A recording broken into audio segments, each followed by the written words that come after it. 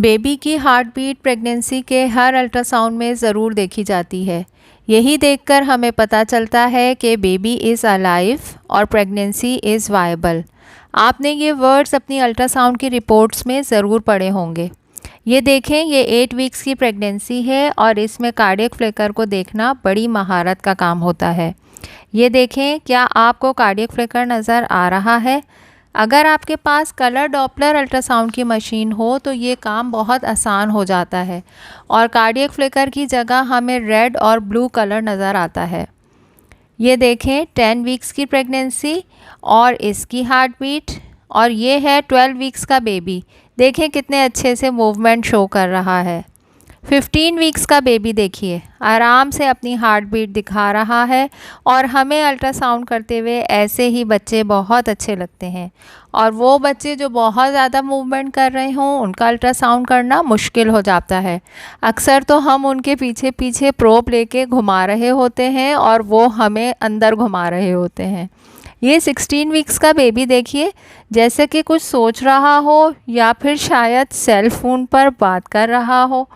21 weeks तक heart के चारों चैम्बर्स अच्छे से बन जाते हैं और इसके चैम्बर्स के दरमियान मौजूद पर्दे भी खूब नज़र आते हैं।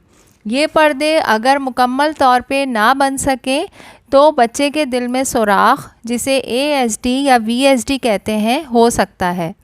अगर बच्चे का हार्ट एनॉमली स्कैन के टाइम पे अच्छे से नज़र ना आए तो 23 to 24 वीक्स पर बेबी का फीटल इको करवाया जाता है, जिसमें मज़ीद डिटेल से बच्चे के हार्ट और इससे निकलने वाली ग्रेट वेसल्स का मुआयना बगौर किया जाता है।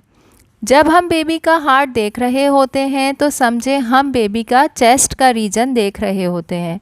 हार्ट का नॉर्मल एक्सिस लेफ़्ट साइड पे होता है, यानी हार्ट के एपेक्स के नीचे स्टमक मौजूद होता है। स्टमक या मैदा भी लेफ़्ट साइड पर मौजूद होता है और ये सब हम अल्ट्रासाउंड पर चेक कर लेते हैं।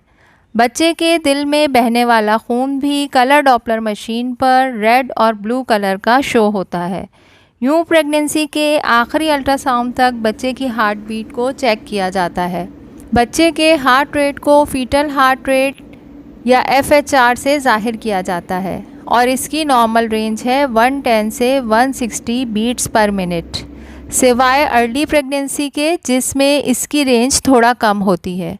और ये नॉर्मल रेंज बेबी गर्ल और बेबी बॉय दोनों के लिए है। फीटल हार्ट रेट देखकर हम बेबी का जेंडर नहीं बता सकते। मज़ीद जानने के लिए प्लीज़ सब्सक्राइब अल्ट्रासाउंड डॉक्टर समरा के साथ।